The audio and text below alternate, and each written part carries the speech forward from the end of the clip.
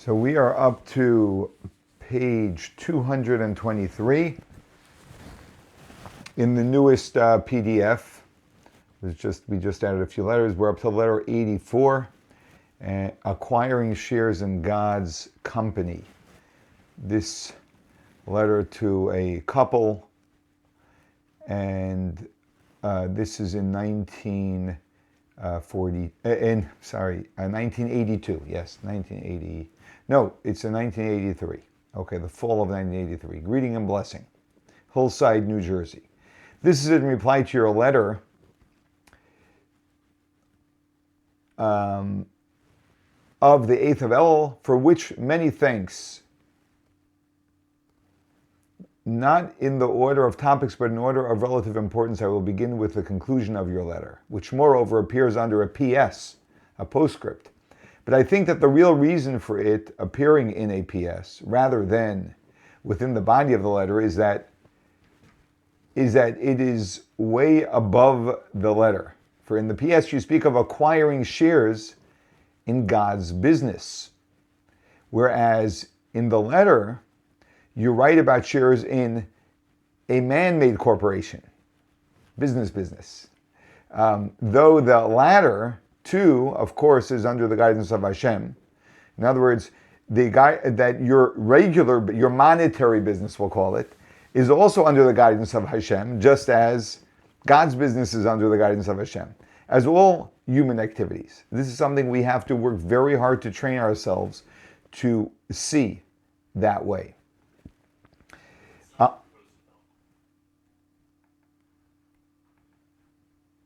I am referring to your pledge towards the expansion of the sacred Torah institution, which instructs and educates God's children in God's Torah, not just to enrich their knowledge, but to enrich their everyday life by embodying the principles and teachings of the Torah, and making certain also that the children and grandchildren of these students will follow in their path. It seems that the shares in God's company that they were referring to was their support of a yeshiva, of a Jewish school.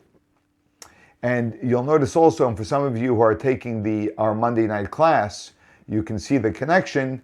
The Rebbe was always very consistent because truth just remains true. It doesn't change. That education is not just about enriching their knowledge, but it's actually to enrich their everyday life by embodying the principles and teachings of the Torah. So may God grant that you should fulfill your pledge with joy and gladness of heart. May you be able to fulfill that pledge.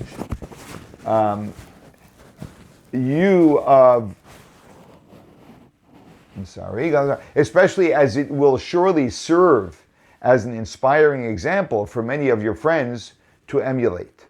So the Rebbe is also saying that you're supporting the school also be an inspiring example to your friends. This is one of the reasons why, while we are taught when it comes to the giving of tzedakah, that there is the highest virtue, the highest form of giving is when the giver is giving and does not know who the recipient is, and the recipient is receiving and does not know who the giver is. We're talking about that would be the classic tzedakah of helping a poor person. However, we know as well, the Rebbe encourages very much that when the knowledge that you have given tzedakah will inspire others to give tzedakah, there's great value in not keeping your donation anonymous.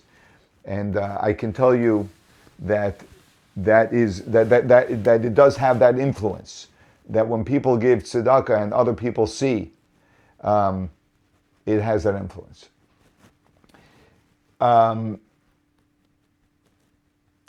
And you will have a share in the zchus. A zchus is a merit of those who are influenced by you. Then you have merit also in what other people are giving because you inspired that giving. You are, of course, right in observing that the period when the king is in the field makes it most auspicious to receive God's blessing. And so you may know what he's referring to. This is the month that the Rebbe is writing this letter. The month of Elul, which is the month before Rosh Hashanah, is a month where God's attributes of mercy, the 13 attributes of mercy, are revealed. And so it's a very auspicious time.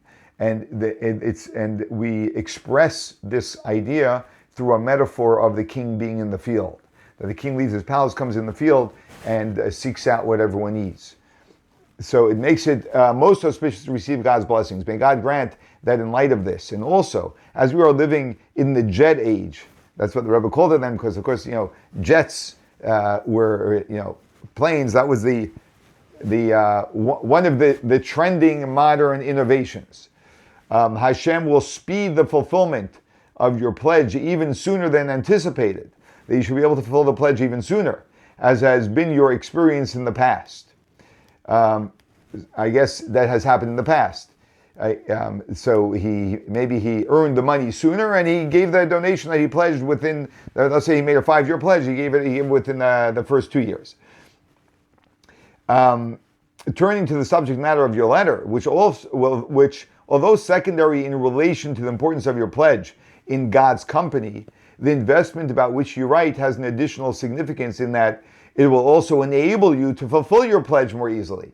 So actually they're very much connected, and that's what happens when our lives are integrated. So integration basically means that the material and the spiritual really are all one, because the material provides for the spiritual, in that you can do the spiritual things like giving charity. You can't give charity if you're not successful in the material.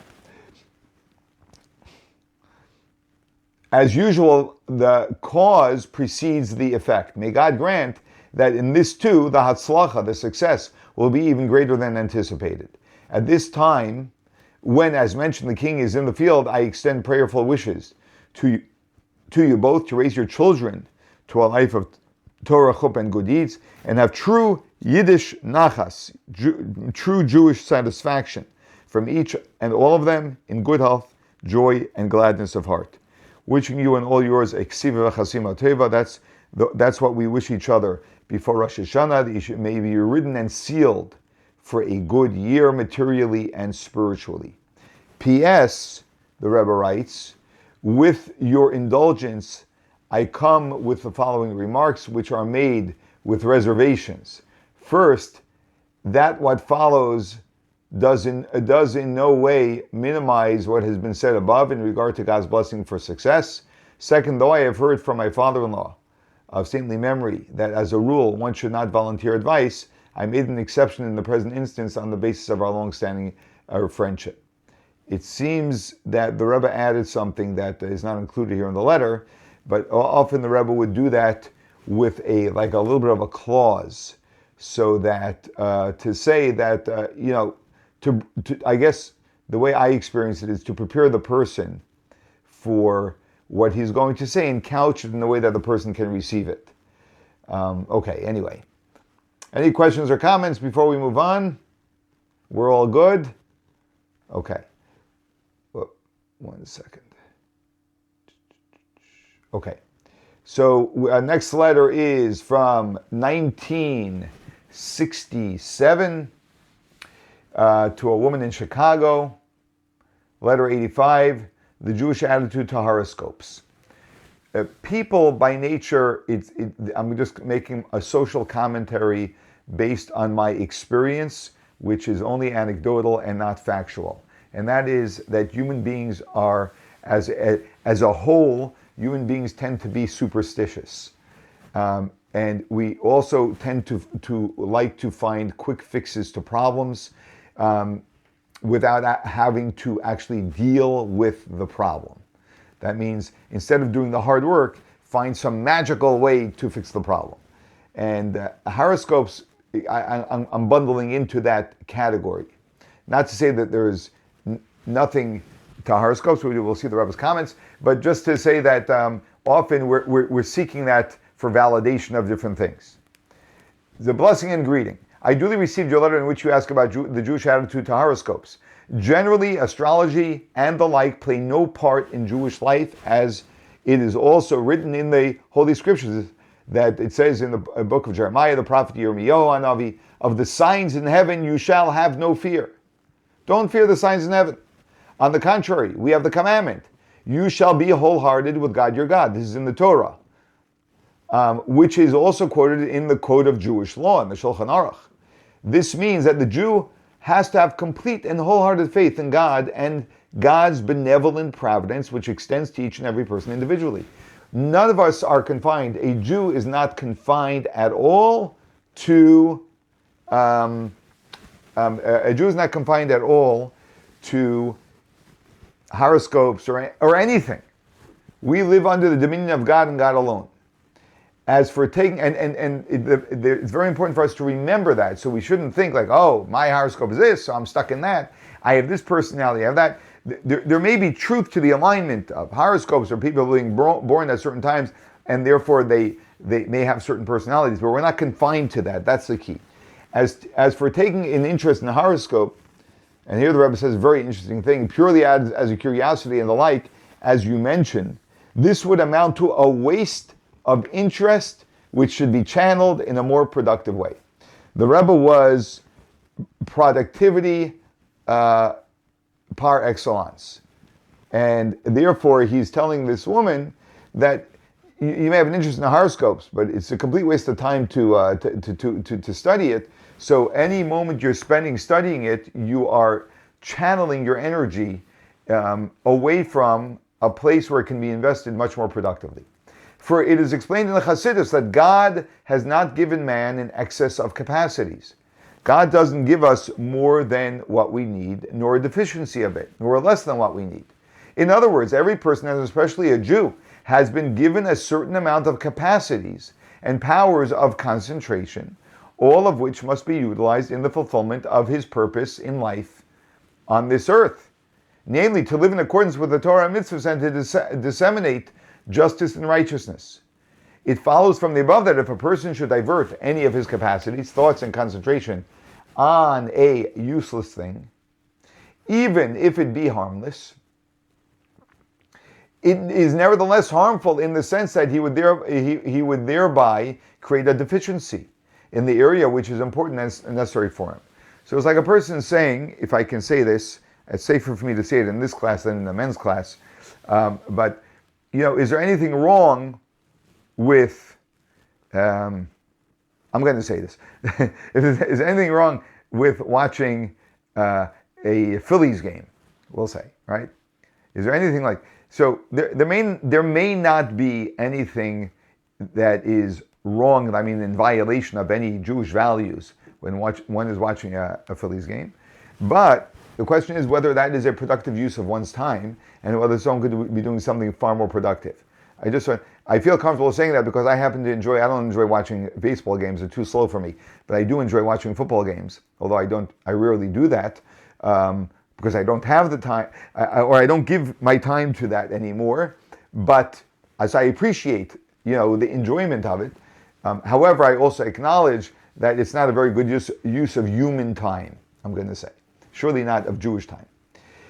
The above is even more important in the case of a Jewish woman and housewife. By the way, I wouldn't jump to say that one should say that to someone who enjoys football games. But a discussion around how we spend our time would be a more productive way of getting that point across, although their choice of how they spend their time should remain theirs.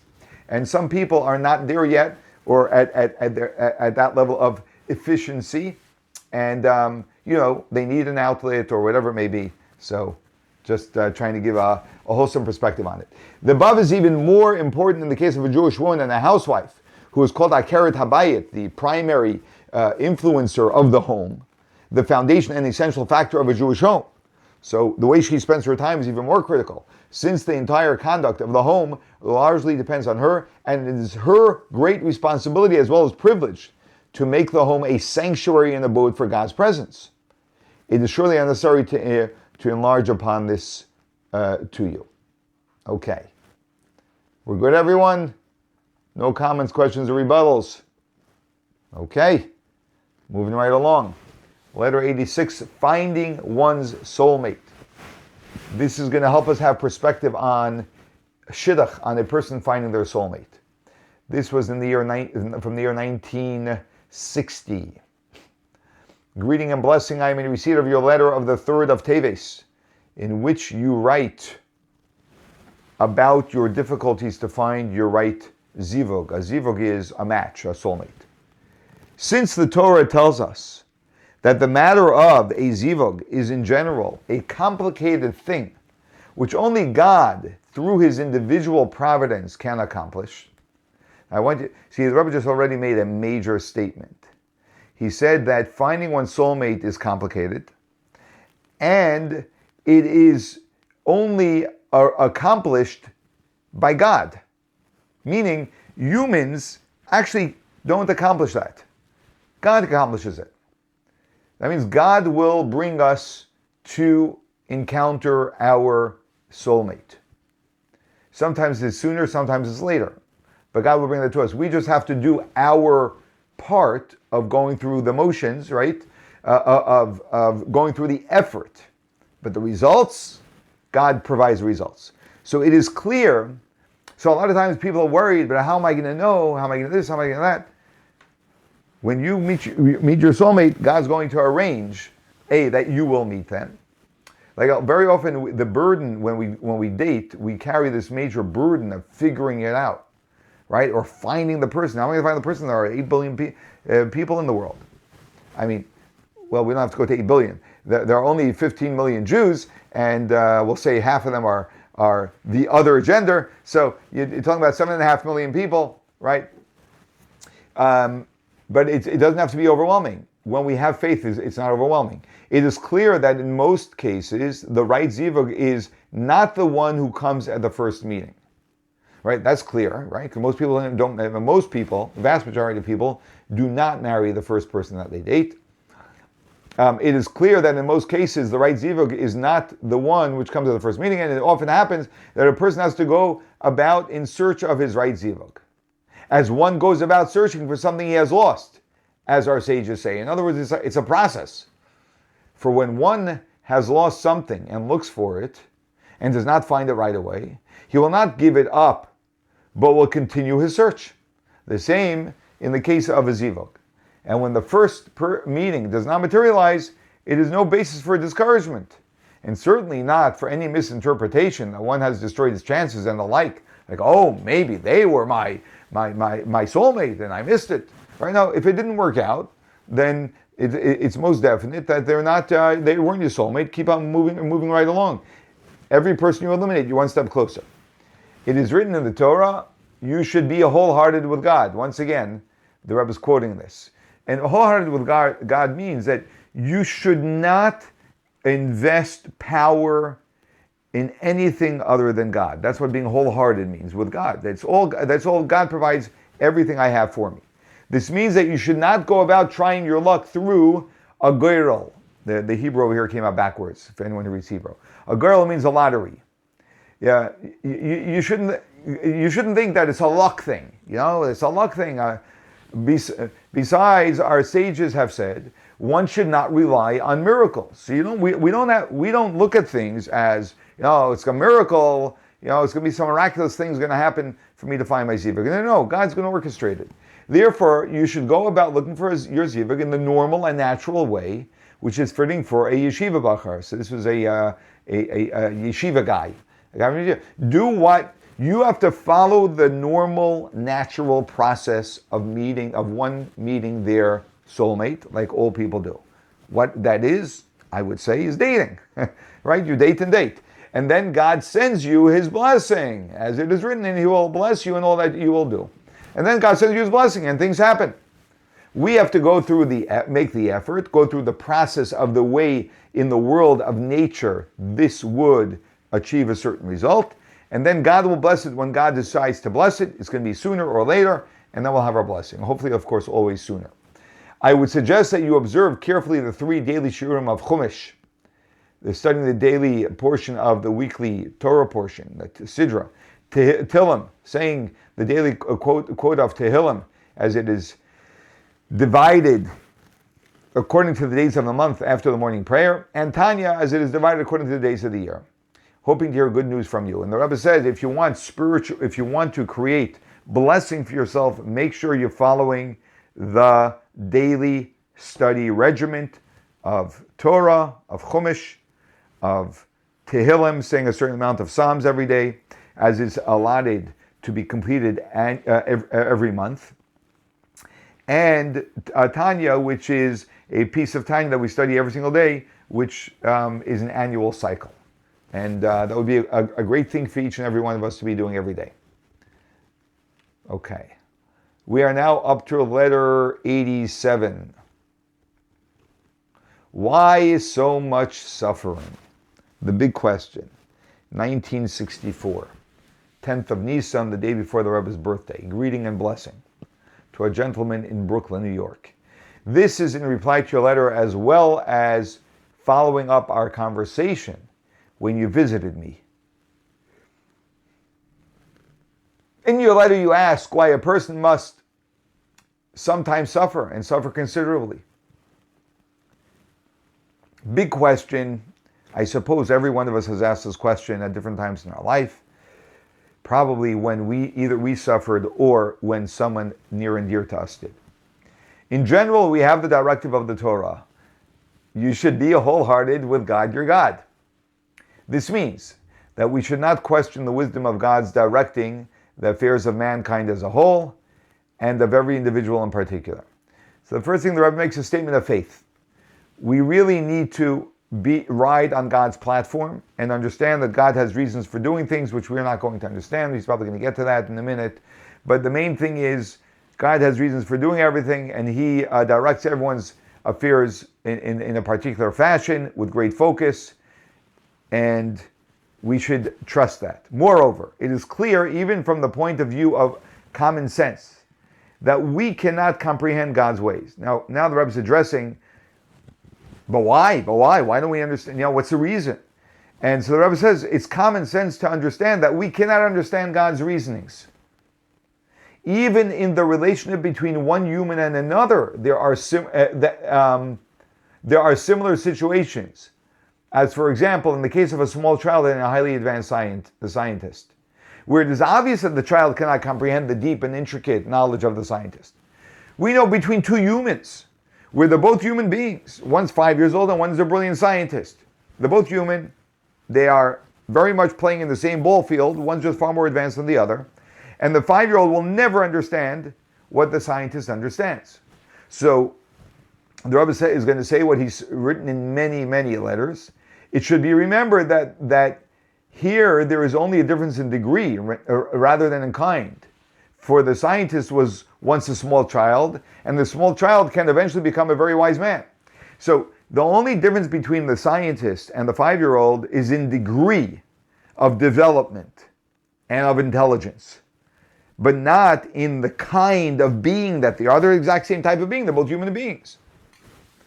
And yet, you can have such a gap between one and the other that the 5-year-old has no concept of what the scientist understands. How much more so in the case of a human being in relation to the Creator? A human which is a finite being, and God is an infinite being. God is the Creator. We are the creation. To assume that we can understand the Creator is a ridiculous notion, just from an intellectual point of view. Where there is no common denominator at all. There is no common denominator between God and a human being. So how can a human being presume to question the way of the Creator and the Master of the world? So we have an emotional problem, ultimately. We make it intellectual. It's not intellectual. Like, that, why did God do this? It doesn't make any sense. No, it doesn't make any sense to me as a human, right? And to all of my sensibilities. And because it rubs against all of my sensibilities, and I can't understand beyond myself, I get frustrated. But we have to appreciate that there's far, far beyond us. We are very, very limited beings. That's the point, and we have to learn to get comfortable in that space. And that's the message that the Rebbe is really giving this person. That's what faith is, getting comfortable in that space. There's another point to bear in mind, and it is this. If the approach is based on true humility and the realization that we cannot question God's ways and commands, but must be wholehearted with God, this in itself is a channel to receive God's blessing. that the causes which give rise to questions and doubts, namely the suffering, should be diminished and should eventually cease altogether. The Rebbe says one of the greatest channels to receive blessing from God that would diminish the suffering is our flowing with the suffering, with the humility and the realization that I don't understand why God is doing this.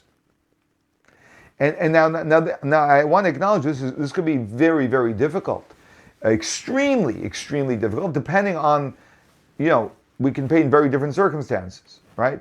For example, someone just pointed out to me about a certain gentleman who works in a children's hospital, right? When you see children, you work in a ward where you have children day after day coming in who have cancer, God forbid, and they're suffering, right? This can be an overwhelming, the emotions are so heavy, it can be very difficult. But that being said, this is what we strive for, and ironically, I would say, children are probably the best example of carrying suffering with dignity, ironically. And that's because they're not intellectually developed and therefore often don't have the handicap that we develop when we begin to assume that we should be able to understand everything.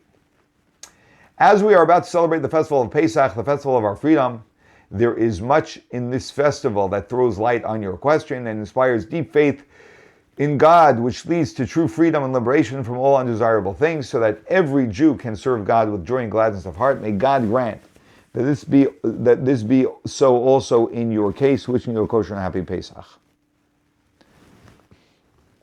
Any comments on that? We're all good with that? Wow, you guys are good. Very advanced. Okay.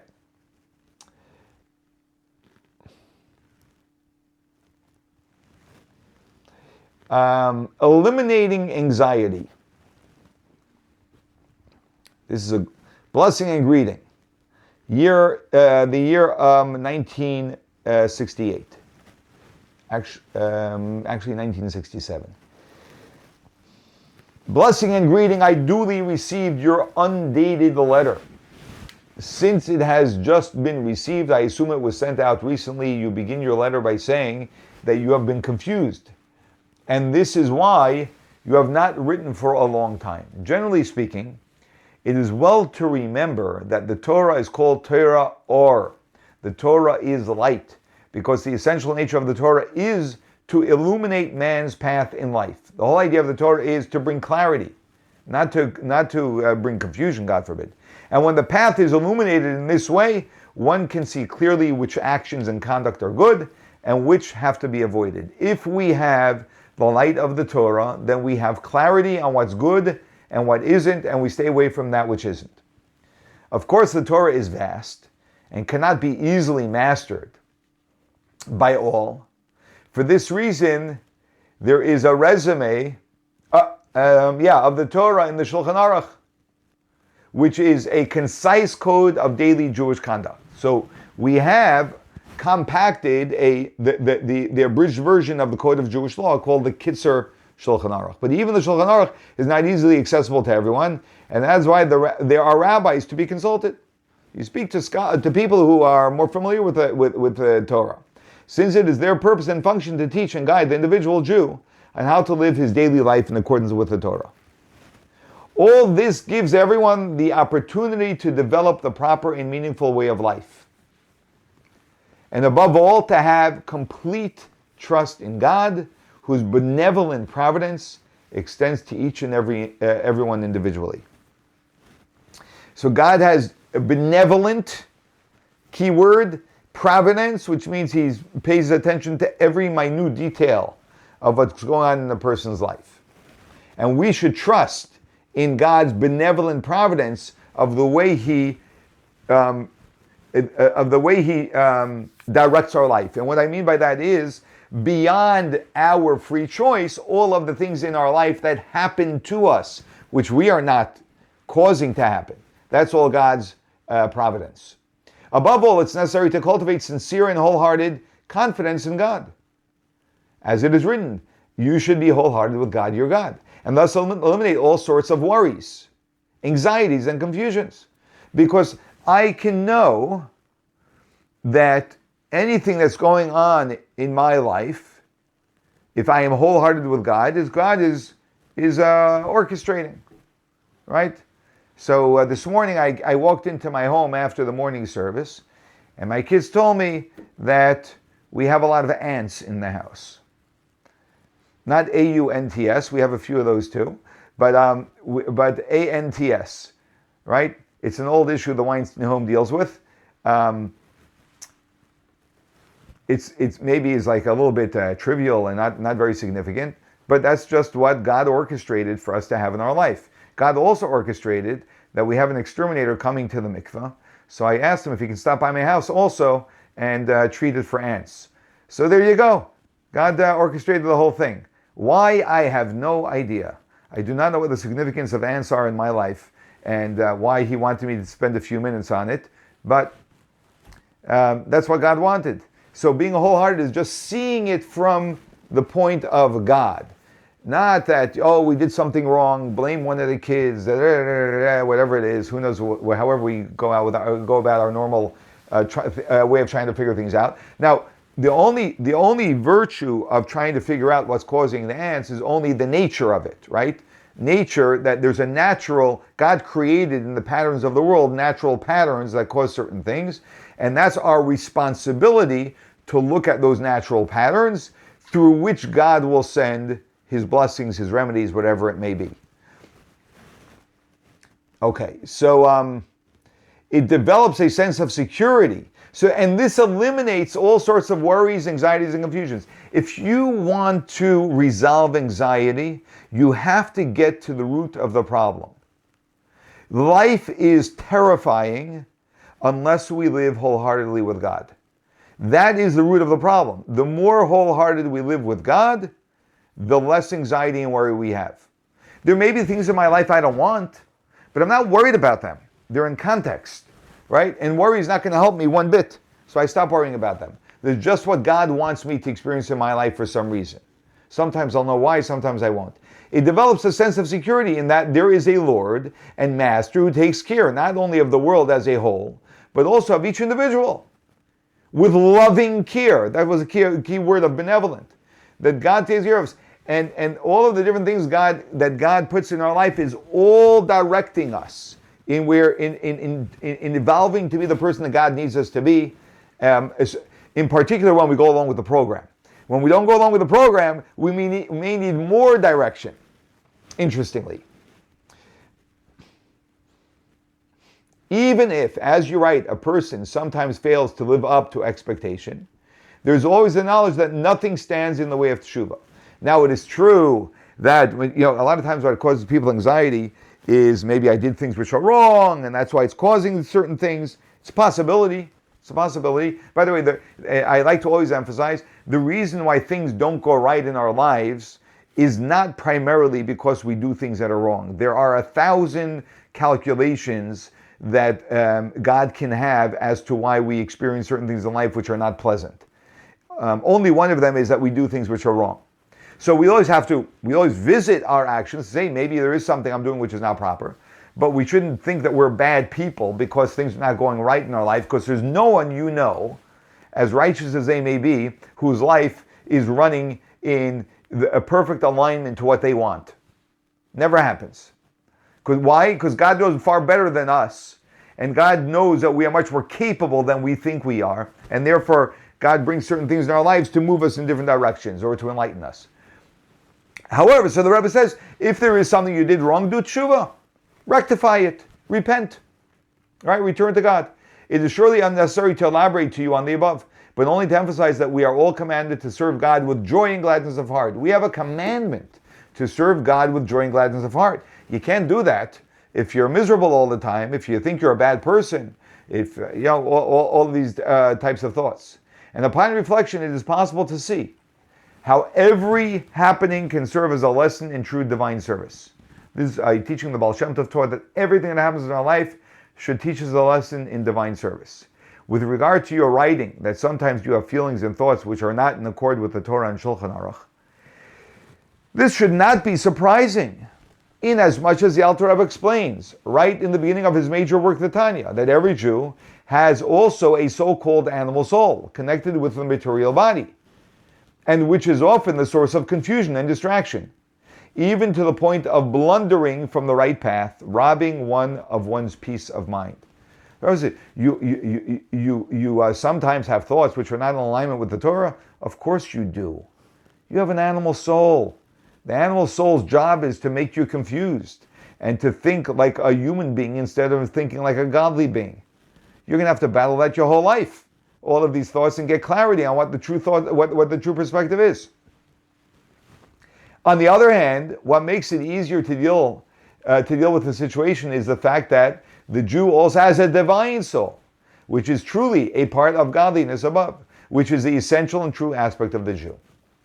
Hence, it is not only possible to overcome the above-mentioned distractions, but as our sages declare, not only is it possible to overcome these distractions that you have, which are causing you anxiety, but as our sages declare, one who is determined to purify himself receives aid from on high.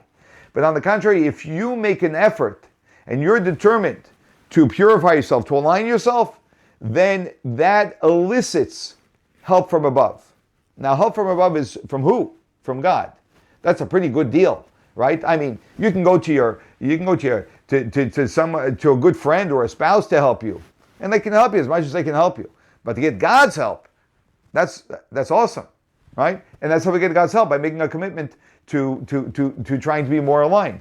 If this is so at any time of the year, it's particularly so at this time when we have just celebrated the auspicious month of Tishrei. That's the month of Rosh Hashanah and Yom Kippur, with all its festivals, and which provided an ample source of lasting inspiration. I trust that my above lines, few though they are in relation to the importance of the subject matter, will nevertheless suffice, and that you will have good news to report, including also of your increased participation in the activities of Neshei Chabad in London. So clearly this woman lives in England, and that you are going about it with joy and gladness of heart, with blessing. All right, how are we doing, everyone? We're good? Okay. Next letter, School Solutions. The year 1985. Blessing and greeting. Your letter of the 19th of Kislev, with enclosures, reached me just now. Needless to say, to make an evaluation of a situation overseas is very difficult, especially in a letter. However, this is not really necessary, seeing that you have been in consultation with competent people, and you will no doubt continue to do so. Therefore, I can only make some general observations. So the Rebbe is basically saying, I cannot make an evaluation of a situation that's overseas. I'm happy you're consulting with competent people, which you will continue to do, but I'll give you some general guidance. First of all, you surely know that nowadays such problems with children are very common. We'll see if we can figure out what the problem is. And in fact, probably in the overwhelming majority, although of course not all problems are of the same degree or in the same domain. There's a very overwhelming majority of children deal with this. I say this advisedly, for it seems from your writing that you are overly anxious, for which there's no real reason. You shouldn't be overly anxious. Usually the final decision as to how to deal with children who have such problems lies with the administration of the school. After discussing the situation with the parents and being advised of the way the child is handled at home. The reasons are understandable, since firstly, the administration are more objective than a parent can be. Secondly, they are also more experienced in such problems, inasmuch as they deal with many children. And after all, the parents can also express their opinion to help arrive at the best decision. So the Rebbe is saying very simply, in a very general sense, speaking to the administration of the school is very helpful. They're not objective. They deal with many, many children, so they have a tremendous experience. And you should speak to them and see what they say. It is also well to bear in mind that a significant number of such problems are usually straightened out in the course of time through the contact that the child has with other children and with the teacher and parents. because a child, especially subconsciously, responds to the environment and to the persons with whom the child is in constant contact. The Rebbe is saying that a lot of times problems get figured out when the child is just hanging out with other children and other people who create subconsciously a push of behavior in a certain direction. This is how I'm understanding it. Obviously, this letter is a little bit vague. But I'll tell you something just anecdotally also associated with this is that I have seen many children that, at a young age, maybe they're behaving a certain way, and they just get older, and suddenly you see a whole different boy. And this is of an even older age. I just saw this with a young man in our community who I've known since before his bar mitzvah. And I just saw him recently, and he's like, I don't know what happened or when it happened, but he went from, being a certain way, I'm just going to leave it very vague, to blossoming into just a beautiful person. And it's just like sometimes, we all have our insecurities or this or that, and then when we find our place, boom. And sometimes finding our place is in school, or when we move from elementary school to high school, we find our place in our expression of ourselves and this and that, and suddenly the child blossoms. Sometimes that's all it takes. It is also well to bear in mind that a significant... Did I just read that? Yes, I did. What surprises me is that there is a factor in the situation which is rarely, if ever, used. This is to give a problem child a role of leadership. Okay, now the Rebbe is giving some advice, which the Rebbe writes in a number of letters. He says, when you have a child who's acting out, we'll say, which the Rebbe is saying here is a problem child, meaning that they're acting out, and the solution, a great solution, which the Rebbe says is really used, is to give a problem child a role of leadership with a group of younger children through some school activity and the like. If I may say this, the Rebbe did this with adults too. I think the Rebbe did this with me, right? He took very common people and he told them to go out and be a rabbi in a community, be a shliach, right? And suddenly this ordinary guy finds himself in a leadership position, and now he's got to show up a little bit better than he was showing up. And suddenly it makes a mensch out of you. So the Rebbe says, give the child a leadership position amongst younger children through some school activity and the like. This usually goes a long way to encourage the child's self-confidence. He feels like a leader. As well as making the child more sociable. He's got to interact now. And I trust that this method could be used also in your situation. Of course, with the approval and under the supervision of the school administration. The Rebbe gives a recommendation. The above will surely suffice for you and your husband to discuss the suggestions with the administration, to whom you may, of course, show this letter. I have strong confidence that the results in regard to each and all your children will be gratifying. By the way, I would say that this is true for each and every one of us. So if you're in a place in life, or you ever find yourself in a place in life, or someone else an adult finds themselves in a place in life where they're struggling, I would strongly recommend that they put themselves in a leadership position. What I mean by a leadership position is nothing big. It could just mean that you volunteer to, let's say you volunteer to run a certain project in the community, or to just, even be the one who runs the check-in table for an event, right? Now you're interacting with a lot of people, but you have a responsibility, and you're serving the community. These things can actually have a very big impact on the functioning of a person.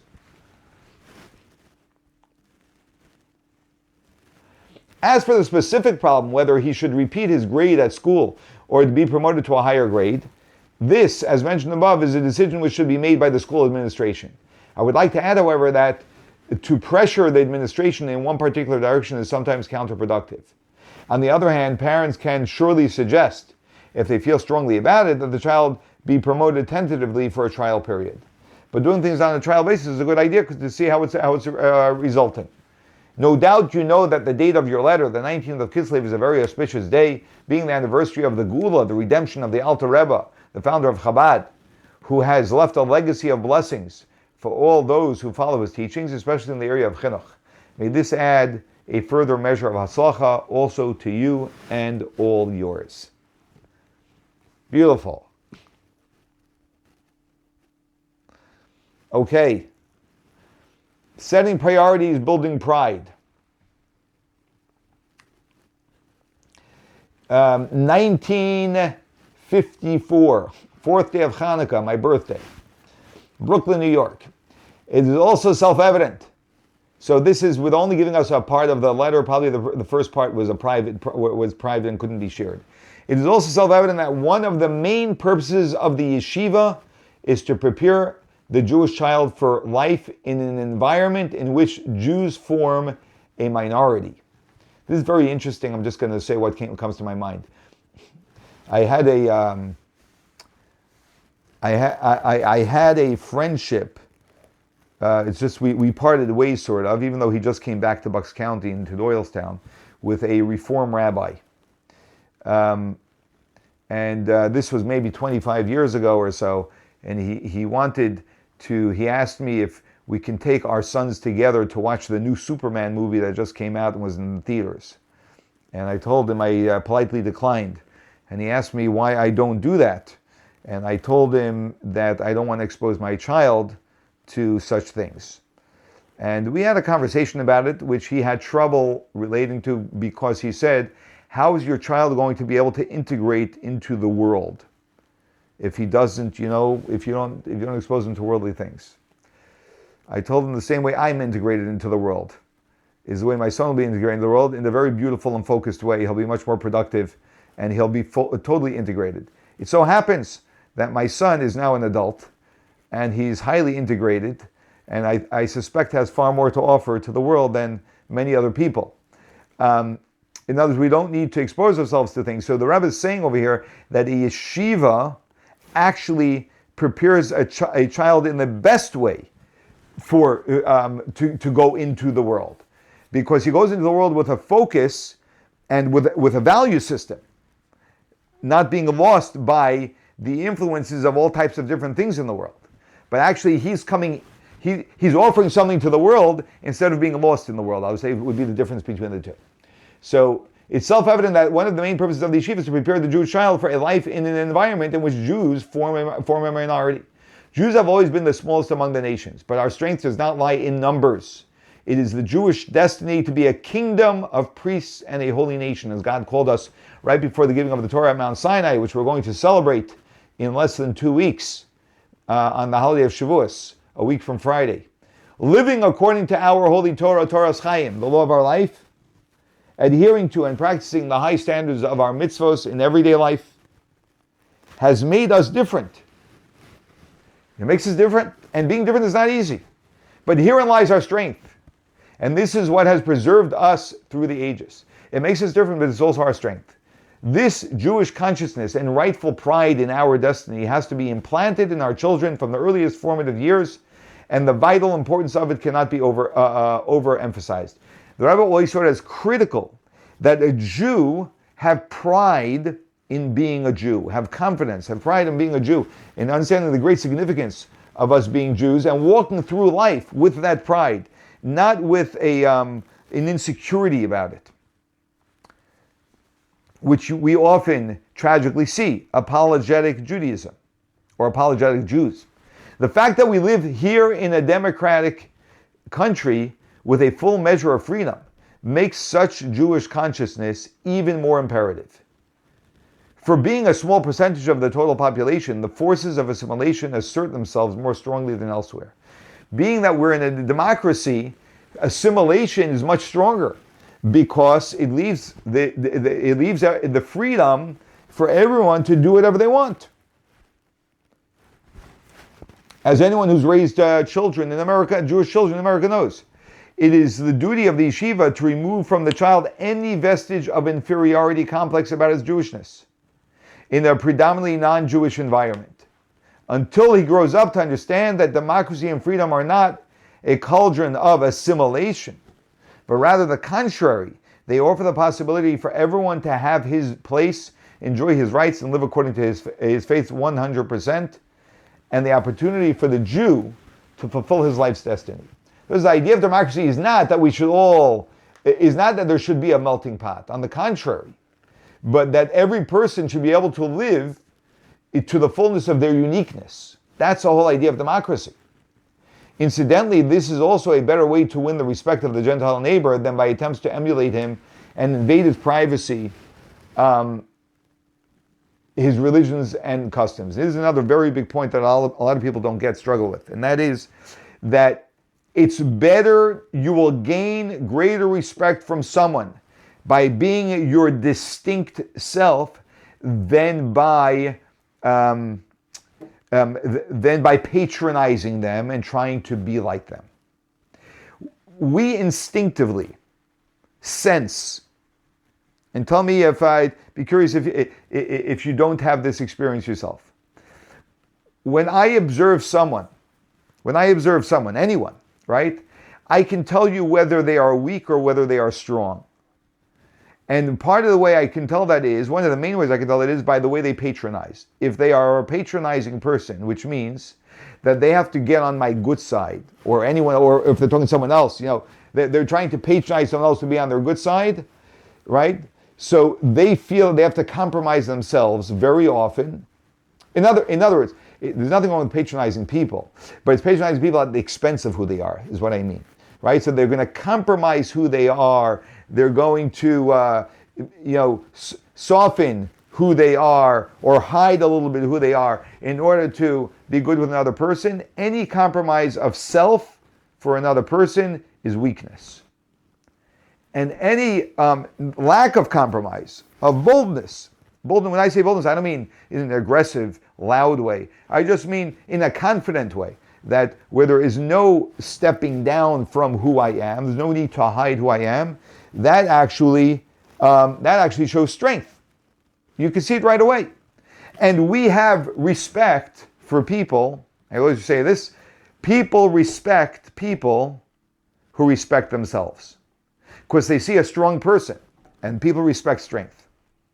I don't mean strength as in bullying strength, right? Although sometimes that also is our respect, is the only way to gain certain people's respect. But we're not talking about that. I'm just talking about a classic respect. People respect people who know who they are and what they stand for. People do not respect people who are wishy-washy, and they push those people over. That's exactly the relationship between Jews and Gentiles. Gentiles respect the Jews who say, I am a Jew. I will not compromise this value. I cannot be there on Shabbos. Right? I'm sorry, I cannot have dinner with you. Right? I cannot enjoy this wine. I'm sure it's delicious, but I only drink kosher wine. Right? All of these things. Like straight up. I know who I am, and I know what I do. And I know what I don't do. Right? Always respectful. Right? But always with clarity of who I am. That actually, and this is something the Rebbe fought for very strongly, because there are major ramifications to weakness, of Jewish weakness. For those of you who've listened to my How Israel Wins seminar, and if you didn't, you should be able to get it on the website. This was the Rebbe's main issue with Israel, that Israel did not And by the way, I just want to say, if I may say this, that this is the weakness of secular Judaism. I don't know if there is any secular Judaism of Jews who are Jews who insist on being secular, as if it's a position, right? To be a secular Jew, because we are not proud of our Jewishness, and when we're not proud of our Jewishness, we are apologetic. And we can't stand for what is right for a Jew because we have no justification for it unless we embrace our Jewishness. So what is our claim to Israel? Is it that after the Holocaust we should have a place to live? That's a very weak claim. We don't need Israel for that. We can go to, as some of the secular founders of Israel consider doing, we can go to Uganda for that, right? We have to see the holiness of the land of Israel, and we have to see the holiness of the Jewish people. We have to see the holiness of the Torah, and then we have to say it's uncompromising. God gave the land of Israel to the Jews, and we will not negotiate a single inch. We're happy to live in peace with you, and if you threaten a single Jewish life, Jewish value says that we will preempt you before you. Just by threatening a Jewish life, we will preempt you and kill you, because that's our moral obligation. So that's confidence, that's strength. And that's what, and we have suffered thousands and thousands of Jewish lives because of this weakness. This is at the core of it. So, continuing the letter. With the above truth in mind, it has been a basic principle in all institutions founded by my father-in-law of saintly memory and in others to which his influence extended to set up a system whereby the sacred Jewish subjects are taught in the morning and the English department in the afternoon. One of the things that the previous Rebbe and the Rebbe push strongly is in yeshivas, in Jewish schools with our Jewish studies and secular studies, the morning has to be dedicated to Jewish studies. Why? Because Judaism comes first. That's identity. Identity comes first. Then we can deal with, the secular studies to help us get through life, to get a job. That's very secondary to identity. Apart from the fact that the child's mind is more receptive and attentive in the morning, there's the basic principle of impressing upon the child the order of importance of these two departments. Namely, that the Torah and Jewish way of life come first and foremost. Only this way could he be brought up to properly appreciate his great Jewish heritage and with pride and fortitude face any challenge he may encounter as a Jew. It is therefore very painful to learn that the yeshiva of New Haven has disregarded this vital principle, and that in certain classes, at any rate, the order has been reversed. I want to say that it's if you have children at home or grandchildren, you can do this very easily. You teach your child or grandchild when they wake up in the morning that there are certain things prayers that they have to say before they have breakfast, or before they do whatever they do in the morning, which I'm assuming is breakfast, right? Before you have breakfast, at least certain morning blessings that we have in the prayer book. It could be the Moda Ani, which is they should definitely be saying, and then you add to that some blessing, thanking God for the different things that we thank God when we wake up in the morning. And then they have breakfast. Now you're teaching them a hierarchy. First, there is awareness of who I am, of that I am living with God above me, who put me here and gave me another day of life. Right? It reorients a person's whole day. And now you can have breakfast. Right? Breakfast is important, but it's not. You can wait another 10 minutes. Okay, the final letter, everyone, and then I would like to ask you a question about this class for the future. What they respect. Greeting and blessing. This is from the year 1969. Following your visit when you were here with your wife and daughter, and the conversation we had at that time, I take this opportunity to send you my best wishes for a joyous and inspiring Purim, and that all the matters about which we talked should materialize in a satisfactory and speedy manner. You will surely recall the point emphasized during our conversation that when one makes a firm resolution with confidence and joy, this spirit has the power to do away with obstacles, especially as they largely are not as great and difficult as they may appear at first glance. Even what is considered as the main difficulty, namely the fact that the Jews are a small minority and it is therefore hard to live and act differently from the society in which we live, is not a valid one. They must have discussed this, right? And if you take an American Jew who is raised not being religious, right? So, to tell them to suddenly act religious and be different than everyone around them is not an easy thing to do. As we know, if you decide, God bless anyone who needs to still make this decision, that you should make this decision. If you decide that you're going to eat kosher, right? That is going to present a challenge.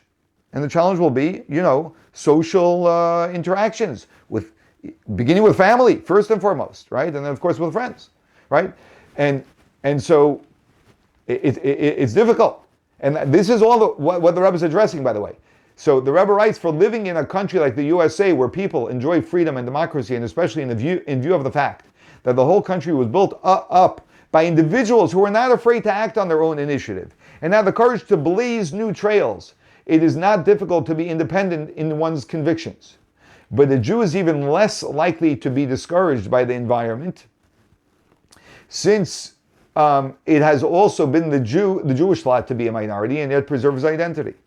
This is particularly emphasized in the Megillah, because that's when this letter was written around that time, with the Megillah of Esther, which we will read which we will be reading tonight and tomorrow. There we find the argument against Jewish independent existence in the words, there is one people spread and dispersed among the nations, and their laws are different. That's what the Megillah says. That's what Haman accused the Jews of. But actually, it was the strengthening of the Jewish identity and independence, and of strengthening adherence to these different laws, that averted the threat of Jewish annihilation and brought about extraordinary triumph for the Jews, as the Megillah states. And for the Jews there was light, joy, and gladness and honor. How did the Jews overcome a decree of annihilation of the entire Jewish people, which Haman brought to the table? By becoming more committed to living Jewishly, and which is very different than everyone else. And it was in the merit of that God saved the Jewish people. In other words, we can either feel, hopefully this will be supportive. We can either feel, how can I go kosher? I'm using kosher as an example. You can use whatever example is relevant for yourself. How can I go kosher? What am I going to do when my family makes a birthday party and we're not going to eat, right? That's a huge challenge, right? But another way of looking at it is this, that I am going to be an individual who lives a life that demonstrates to everyone around me that I have focus and conviction. And I believe we all know that while that may be an inconvenience for some other people, right, who are near and dear, it's going to be deeply inspiring to them, because we all are inspired by people who live a life of strong conviction, right? Why are we inspired by an Olympic athlete? We're inspired because they've committed themselves to focus very, very strongly and produce in a very powerful way. That's what a Jew does when we live as a Jew, when we make that commitment. And then we become an inspiration to society, not just blending into society, right? That's not inspiring at all. Even their erstwhile enemies were overawed and anxious to show their respect and admiration for those different Jews. And this is the point the Rebbe makes right here. The enemies were overawed, and right? And they wanted to show respect, because people respect people who respect themselves. The same has been true in all ages and in all countries. It is especially true here and now, where the Jew who lives according to his convictions and principles based on the Ten Commandments and the whole Torah, which are well known to all, enjoys the respect of his non-religious neighbors, who cannot help but admire such devotion and dedication regardless of difficulty.